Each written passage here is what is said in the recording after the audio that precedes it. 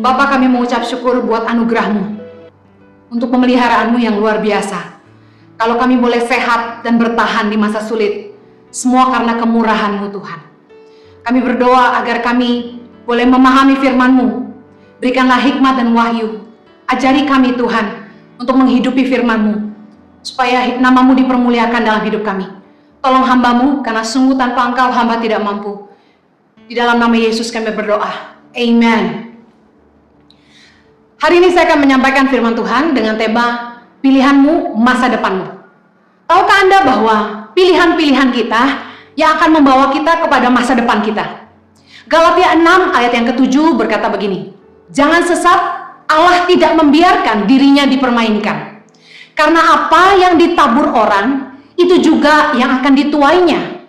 Apa yang kita tabur dalam hidup kita, bagaimana kita menggunakan waktu kita, bagaimana kita menggunakan kekuatan kita, bagaimana kita memanfaatkan setiap kesempatan yang Tuhan berikan dalam hidup kita, akan membawa kita kepada tempat di mana kita akan berada suatu hari nanti. Tempat di mana Anda berdiri hari ini adalah hasil dari taburan-taburan Anda di masa lalu. Pilihan-pilihan kita di masa lalu yang membawa kita berada di tempat di mana kita berdiri hari ini. Ada konsekuensi yang menyertai setiap keputusan yang kita ambil. Kenapa kita harus hati-hati dalam membuat keputusan dalam hidup ini? Karena untuk setiap keputusan yang kita buat dalam hidup kita, kita harus menanggung konsekuensi di kemudian hari. Tahukah Anda bahwa hidup ini pilihan? Dari bangun tidur kita sudah punya banyak pilihan. Apa yang kita mau kerjakan lebih dahulu, dan lalu apa yang kita mau lakukan hari itu. Hidup ini tentang pilihan. Dengan siapa kita mau menikah, dengan pekerjaan apa yang kita mau kerjakan, bisnis apa yang kita mau mulai, semuanya tentang pilihan. Lulus SMA, kita harus memilih jurusan untuk kuliah. Lalu kita akan memutuskan mau bekerja di mana. Hidup ini selalu penuh dengan pilihan. Bijaksanalah dalam menentukan pilihan-pilihan hidup kita, karena keputusan-keputusan kita akan menghantar kita kepada masa depan kita. Ada orang yang berkata bahwa jalan hidup yang salah adalah bagian dari rencana Allah. Saya mau katakan begini, bahwa Tuhan itu punya rencana yang baik bagi setiap kita. Tapi keputusan kita sendirilah yang menentukan apakah kita akan sampai kepada tujuan-tujuan Tuhan bagi kita masing-masing. Yeremia 29 ayat 11 berkata, sebab aku ini mengetahui rancangan-rancangan apa yang ada padaku mengenai kamu. Demikianlah firman Tuhan, yaitu rancangan damai sejahtera dan bukan rancangan kecelakaan, untuk memberikan kepadamu hari depan yang penuh harapan. Saya percaya Tuhan tidak pernah merancangkan yang buruk bagi setiap kita. Tapi kalau kita sampai dalam perjalanan hidup yang buruk, itulah adalah merupakan hasil dari taburan kita di masa lalu. Ada beberapa orang yang mengalami hal-hal yang tidak diinginkan di luar dari kendalinya. Tapi itu juga merupakan perbuatan orang lain terhadap dia. Taburan orang lain terhadap dia bukan kehendak Tuhan bagi dia. Salah sekali ketika orang menyalahkan Tuhan, ketika ada sesuatu yang buruk terjadi dalam hidupnya. Entah karena perbuatannya sendiri, keputusan yang dia ambil, atau perbuatan orang lain yang dilakukan terhadap dia. Saya tidak percaya bahwa apa yang buruk itu datang dari Tuhan. Ada yang berkata, kesalahanku seizin Tuhan. Beberapa orang mengambil keputusan dengan gegabah tentang hidupnya, tapi nggak mau nanggung akibatnya, dan dengan sembarangan berkata, Tuhan mengizinkan. Contoh, kita yang memilih dengan siapa kita mau menikah. Lalu ketika pernikahan itu tidak berjalan dengan baik, kita dengan sembarangan berkata, jodoh kan dari Tuhan. Tuhanlah yang mengirimkan kepada saya suami yang seperti ini dan istri yang seperti itu. Padahal saya mau katakan begini, Tuhan kita adalah Tuhan yang memberikan kehendak bebas kepada kita. He is the God of free will. Tuhan tentu berupaya untuk memberitahu kita kehendaknya, rancangannya melalui firman-Nya. Tapi keputusan kita lah, apakah kita mau menghidupi itu, dan apakah kita percaya kepada janjinya. Banyak orang mengambil keputusan tanpa berdoa, mengambil keputusan meskipun dia tahu itu bertentangan dengan kebenaran. Lalu ketika dia stres dengan masalah hidupnya, ketika hutang menumpuk, ketika pernikahan tidak bahagia, dan lain sebagainya, mulai menyalahkan Tuhan. Dengan berkata, Tuhan yang mengizinkan saya mengalami semuanya. Hati-hati untuk membuat sebuah statement demikian. Karena Yeremia 17 ayat yang 10 berkata begini, Aku Tuhan yang menyelidiki hati, yang menguji batin untuk memberi balasan kepada setiap orang setimpal dengan tingkah langkahnya, setimpal dengan hasil perbuatannya. Kalau kita sampai di tempat yang salah hari ini, saya pastikan bukan rencana Tuhan Anda ada di tempat itu, tapi Tuhan mengizinkan untuk Anda belajar dari kesalahan Anda. Tentu banyak yang mengalami kejadian-kejadian tragis dalam hidupnya dan berpikir, Tuhan ada di mana dan kenapa Tuhan izinkan semuanya terjadi. Saya mau beritahu begini, banyak hal-hal yang kita nggak bisa jelaskan kenapa begini dan kenapa begitu. Tapi saya pastikan, apapun masalah yang Anda dan saya alami hari ini, baik dan buruk, Tuhan sanggup memulihkan kita, dan Tuhan sanggup menggunakan masa lalu kita yang buruk, penderitaan yang pernah kita alami, untuk menjadi kekuatan bagi hidup kita. Kita punya kesempatan untuk menggunakan luka menjadi kekuatan bagi kita. Dengar baik, jangan sembarangan buat keputusan, karena kita harus menanggung setiap perbuatan dan keputusan yang kita ambil dalam hidup kita. Sadarilah untuk setiap keputusanmu diikuti oleh konsekuensi atau akibat. Apa yang harus kita lakukan supaya kita tidak membuat keputusan-keputusan yang salah? Saya ingin share 5 hal tentang penyebab keputusan yang salah. Keputusan yang salah itu disebabkan oleh yang pertama, ketidakmengertian. Amsal 19 ayat yang kedua berkata begini, tanpa pengetahuan kerajinan pun tidak baik. Orang yang tergesa-gesa akan salah langkah. Firman Tuhan mengajar kita bahwa begini, tanpa pengetahuan kerajinan pun tidak baik. Artinya rajin tapi bodoh itu tidak baik. Orang yang bertindak tanpa pengertian, melakukan sesuatu tanpa memahami dahulu. Seperti kebanyakan orang kalau beli alat elektronik, pasti disertai dengan manual book. Tapi kebanyakan orang, seperti saya, malas baca manual book. Dan apa yang kita lakukan? Kita coba-coba pasang dan nyalakan. Sampai mentok gak bisa nyala, baru kita baca manual booknya. Satu hari saya beli air diffuser, yaitu untuk pelembab udara di rumah. Saya lihat di gambarnya ada lampunya. Ketika saya isi air dan saya pencet tombol power, yang keluar cuma asap-asap uap air, tapi lampunya tidak menyala. Saya langsung berpikir, waduh, barangnya rusak. Kemudian saya ingat, saya harus baca manual booknya. Begitu saya buka manual booknya, ternyata tombol power itu harus dipencet 1,5 detik baru menyala lampunya bersama dengan uap airnya. Kalau hanya sekali tekan saja, hanya keluar uap airnya. Seringkali dalam hidup ini kita juga begitu. Kita mengambil keputusan yang salah, bertindak salah karena kita tidak mengerti. Tanpa pengetahuan kerajinan pun tidak baik. Contoh, ada pegawai saya yang rajin sekali. Rajinnya minta ampun. Dia rajin cuci pakaian. Tapi satu masalahnya, sering melunturkan pakaian saya.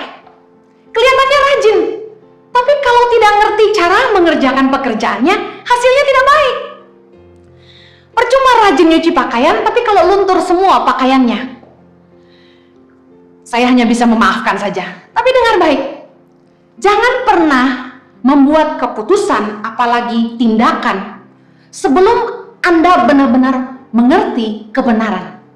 Sebelum Anda benar-benar memahami apa yang Anda harus lakukan.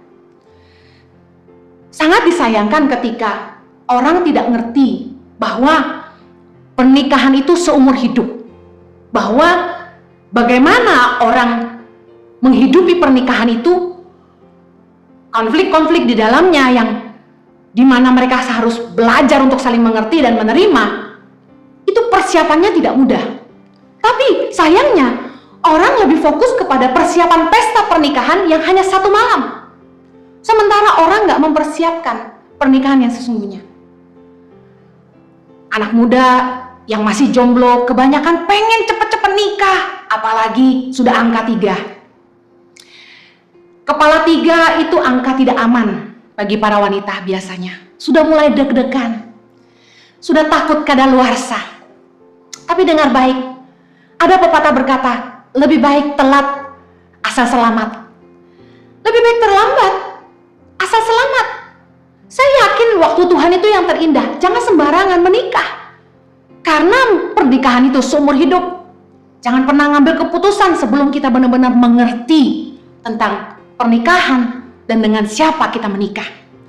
Saya sama Jojo konseling pranikah, sudah banyak pasangan. Banyak yang kami lihat maksa pengen cepat-cepat nikah. Maaf, akhirnya berakhir tidak bahagia. Dengar baik, tanpa pengetahuan kerajinan pun tidak baik. Ketidakmengertian akan membuat kita mengambil keputusan yang salah. Yang kedua, keputusan yang salah disebabkan oleh tidak memperhitungkan dengan matang.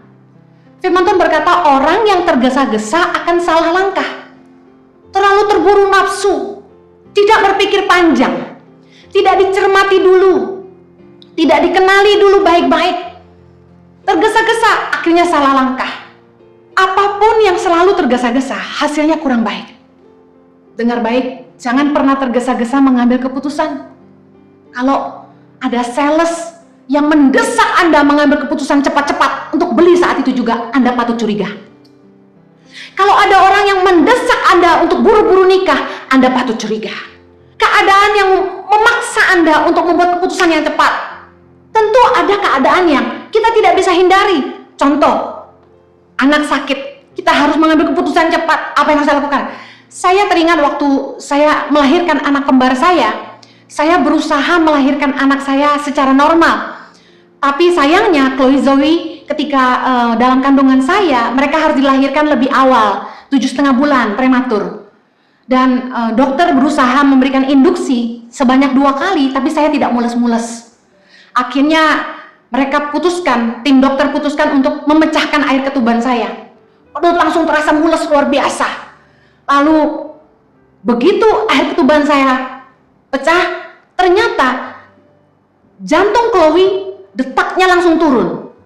Turun sampai di angka 60 dan dalam hitungan menit saya harus putuskan bahwa saya mau dioperasi sesar atau tetap maksa normal.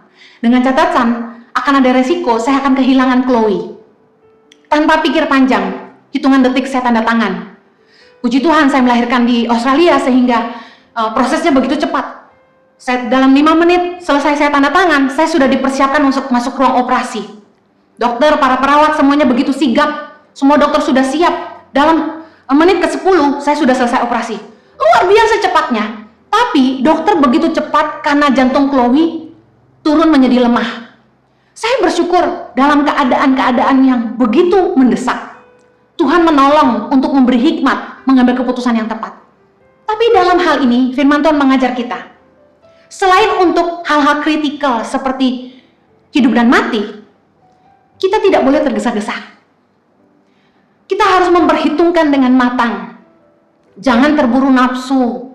Contoh, ada orang-orang yang ingin memulai usaha. Terlalu terburu nafsu karena diiming-iming sama teman akan keuntungan yang luar biasa. Fantastis angkanya. Langsung ceroboh, gak berhitung, gak pikir panjang. Jual aset, join bisnis, tanam uang di situ. Apa yang terjadi? Habis semuanya. Bukan 1, bukan 2, saya sudah lihat banyak. Orang-orang yang terlalu terburu nafsu, orang yang tergesa-gesa, itu biasanya salah langkah. Keputusan yang salah, yang ketiga, disebabkan oleh tidak takut akan Tuhan. Keputusan hati yang tidak didasari takut akan Tuhan, hanya dikuasai nafsu, keinginan, dan bahkan kejahatan, membuat orang bertindak sembarangan dengan hidupnya. Sembrono mengambil keputusan, tidak peduli kepada kebenaran. Efesus 5 ayat yang 10 berkata, ujilah apa yang berkenan kepada Tuhan. Saya perhatikan, beberapa orang yang terus jatuh bangun dalam dosa, terus bikin kesalahan yang sama, hidupnya nggak berubah-berubah, udah jatuh 1 kali, jatuh 2 kali, jatuh 3 kali, terus seperti itu, berhutang nggak bisa berhenti. Saya perhatikan masalahnya cuma satu, orang ini nggak takut Tuhan. Keputusan hati kita menunjukkan, memperlihatkan apakah kita takut akan Tuhan atau tidak. Firman Tuhan berkata dalam Mazmur 25 ayat yang ke-12, siapakah orang yang takut akan Tuhan? Kepadanya Tuhan menunjukkan jalan yang harus dipilihnya. Orang-orang yang takut akan Tuhan itu akan dibimbing Tuhan di dalam hatinya untuk memilih jalan yang harus dipilihnya. Amsal 8 ayat 13 berkata begini, takut akan Tuhan ialah membenci kejahatan. Aku benci kepada kesombongan, kecongkakan, tingkah laku yang jahat, dan mulut penuh tipu muslihat. Kalau kita mau tahu apakah kita hidup takut akan Tuhan atau tidak, mari lihat apakah kita benci kejahatan. Apakah sebaliknya kita rajin berbuat jahat sama orang. Yang kedua, apakah kita sombong? Apakah tingkah laku kita congkak? Yang ketiga, apakah tingkah laku kita jahat dan mulut kita sering menipu orang? Orang-orang yang tidak takut akan Tuhan, tidak percaya bahwa Tuhan itu melihat semua yang dia buat. Sebaliknya, orang yang takut akan Tuhan itu dia sadar betul akan kehadiran Tuhan, bahwa Tuhan itu maha besar, maha tahu, maha kuasa, bahwa Tuhan itu melihat semua yang kita buat. Yeremia 16 ayat 17 berkata, sebab aku mengamat-ngamati segala tingkah langkah mereka, semuanya itu tidak tersembunyi dari pandanganku, dan kesalahan mereka pun tidak terlindung di depan mataku. Tahukah Anda, ketika kita mengambil keputusan yang salah, ketika kita berbuat salah, Tuhan melihat semuanya. Hiduplah takut akan Tuhan. Orang-orang yang takut akan Tuhan, pertimbangan hatinya pasti adalah kebenaran firman Tuhan. Keputusan hatinya pasti selalu bertanya apakah Tuhan berkenan. Keputusan hatinya pasti adalah apa yang jadi kehendak Tuhan. Pernah dengar istilah WWJD? What will Jesus do? Orang yang takut akan Tuhan akan berpikir apa yang Tuhan mau dia lakukan. Sebaliknya, orang-orang yang tidak takut akan Tuhan tidak akan peduli seolah Tuhan tidak ada.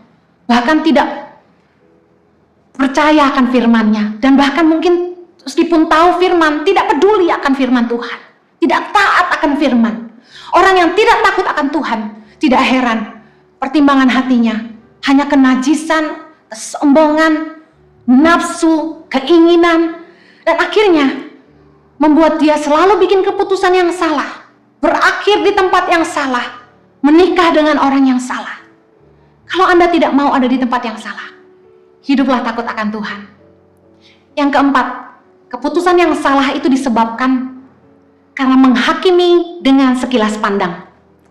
Yesaya 11 ayat yang ketiga berkata begini, ya, kesenangannya ialah takut akan Tuhan. Ia tidak akan menghakimi dengan sekilas pandang saja atau menjatuhkan keputusan menurut kata orang. Jangan cepat menilai orang dari sekilas pandang saja. Artinya gini, jangan cepat menilai orang tuh dari penampilan. Kita bisa terkecoh. Don't judge the book by the cover. Jangan membuat keputusan berdasarkan apa yang kelihatan. 1 Samuel 16 ayat yang ke-7 berkata begini, tetapi berfirmanlah Tuhan kepada Samuel, janganlah pandang parasnya atau perawakan yang tinggi, sebab aku telah menolaknya. Bukan yang dilihat manusia, yang dilihat Allah. Manusia melihat apa yang di depan mata, tetapi Tuhan melihat hati. Tuhan mengajarkan kepada kita untuk jangan terkecoh hanya dengan penampilan luar, packaging, apa yang kelihatan di depan mata. Kita bisa tertipu. Yang paling penting dari seseorang itu adalah hatinya. Dan bagaimana kita bisa melihat hati seseorang? Hati seseorang itu, kata firman Tuhan, akan meluap dari kata-katanya. Hati seseorang itu akan nyata dalam tindakan-tindakannya. Perhatikan bahwa karakter, sikap hati, attitude itu jauh lebih penting daripada penampilan luar kita. Banyak orang yang hanya sibuk mempercantik diri dari luar, tapi lupa bahwa yang paling berharga di mata Tuhan adalah roh batiniah kita. Dengar baik, jangan ngambil keputusan hanya dari sekilas pandang penampilan luar seseorang. Anda bisa tertipu. Bukankah seringkali kita berkata, aduh gak nyangka ya orangnya kayak begitu. Gak nyangka ya. Saya pernah punya pengalaman yang luar biasa. Saya kenal dengan seorang wanita yang kalau ngomong tuh lemah lembut abis. Lembutnya luar biasa. Bahkan kelihatan sangat rendah hati. Ya Ci, aduh rendah hati banget. Gak taunya tidak lama kemudian, setelah sekian tahun saya kenal dia, akhirnya suaminya sampaikan ke saya bahwa istrinya begitu mengerikan. Istrinya kasar, pukul dia, bahkan menista mamanya. Sikapnya kasar, omongannya kasar, hitungan habis. Bahkan pernah waktu satu kali saya mencoba menasehati mereka ketika mereka punya masalah dalam pernikahan. Istrinya marah sama suaminya, maki-maki suaminya karena menceritakan masalahnya ke saya. Dengar baik, bukankah perkataan janji yang kita berikan itu tidak bisa kita tarik kembali? Contohnya perjanjian bisnis, kerjasama, pernikahan. Harusnya janji itu harus dipegang. Hati-hati mengikat janji dengan siapapun, membangun kerjasama, apalagi sampai menikah dengan orang yang Anda tidak benar-benar kenal dia siapa. Jangan terkecoh sama penampilan luar, karena akan menjadi jebakan bagi Anda dan akan membuat hidup Anda sengsara. Yang terakhir, keputusan yang salah itu disebabkan oleh menjatuhkan keputusan menurut kata orang, kata firman Tuhan. Yesaya 11:3 tadi bilang menjatuhkan keputusan menurut kata orang. Listen, don't be a man pleaser.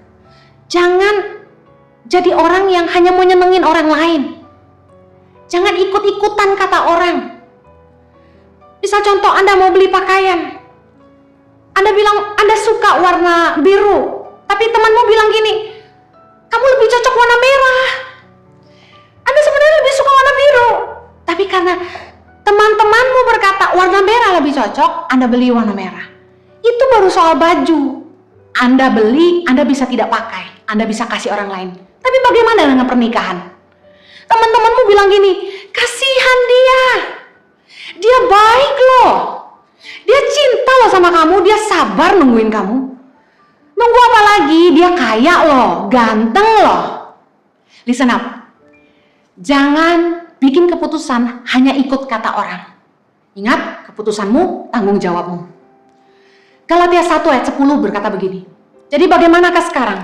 Adakah ku cari kesukaan manusia atau kesukaan Allah? Adakah ku coba berkenan kepada manusia?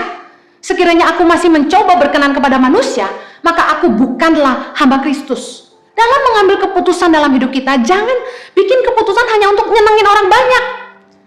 Bikin keputusan yang benar, yang sesuai dengan kebenaran firman Tuhan. Sekalipun mungkin orang banyak gak setuju sama kamu, tapi dengar baik, jangan takut sama orang, karena firman Tuhan berkata takut sama orang itu jerat. Takutlah akan Tuhan. Setiap kita harus bertanggung jawab atas keputusan yang kita ambil dan setiap langkah yang kita buat. Jangan menyalahkan orang lain atas nasihat mereka, karena kuasa untuk memutuskan ada di tangan kita. Jangan beri telingamu kepada orang-orang yang salah. Orang bisa bilang apa saja, tapi dengar baik. Kita yang harus bertanggung jawab akan keputusan kita. Jangan sampai kita meminta nasihat dari orang-orang yang salah. Mazmur 1 ayat 1 berkata begini, berbahagialah orang yang tidak berjalan menurut nasihat orang fasik, yang tidak berdiri di jalan orang berdosa, dan yang tidak duduk dalam kumpulan pencemooh. Mengapa orang selalu mengambil keputusan yang salah? Ada 3 hal. Yang pertama, lingkungan pergaulan tidak pernah berubah. Yang kedua, sudut pandang tidak berubah. Yang ketiga, cara hidup tidak berubah. Kalau Anda mau memperbaiki hidupmu dan tidak bikin salah terus, dengar baik. Berdoalah supaya Tuhan memulihkan hidupmu. Dengan siapa kita bergaul akan menentukan cara pandang kita. Bijaksanalah memilih teman dan siapa yang kita dengar. Amsal 13 ayat 20 berkata, siapa bergaul dengan orang bijak menjadi bijak, tapi siapa berteman dengan orang bebal menjadi malang. Your friends determine your future. Teman-temanmu menentukan masa depanmu. Bagaimana supaya Tuhan memulihkan hidup kita? Dengar baik. Kalau kita mau hidup kita berubah, cara hidup kita harus berubah. Roma 12 ayat 2 berkata, janganlah kamu menjadi serupa dengan dunia ini, tapi berubahlah oleh pembaharuan budimu, sehingga kamu dapat membedakan manakah kehendak Allah, apa yang baik, yang berkenan kepada Allah, dan yang sempurna. Kita tidak bisa mengubah tempat di mana kita berdiri hari ini, tetapi kita dapat memutuskan kemana kita mau pergi. Bagaimana Anda mau hidup di masa depan tergantung dari keputusan Anda hari ini. Ubah cara hidupmu. Yang terakhir, kalau Anda ingin Tuhan memulihkan hidupmu, rendahkan diri, cari Tuhan sungguh-sungguh, dan bertobat dari segala dosa-dosamu. 2 Tawari 7 ayat 14 berkata, dan umatku yang atasnya namaku disebut merendahkan diri, berdoa mencari wajahku, lalu berbalik dari jalan-jalannya yang jahat, maka aku akan mendengar dari sorga dan mengampuni dosa mereka, serta memulihkan negeri mereka. Tuhan kita pemurah. Kalau Anda telah bikin banyak keputusan yang salah di masa lalu, jangan menyerah. Karena Tuhan tidak pernah menyerah sama hidupmu. Tuhan sanggup pulihkanmu. Asalkan Anda mau sungguh-sungguh mencari Tuhan, berbalik kepada Tuhan, dan bertobat sungguh-sungguh dari segala dosa-dosamu. Saya percaya Tuhan pasti akan memulihkan hidupmu.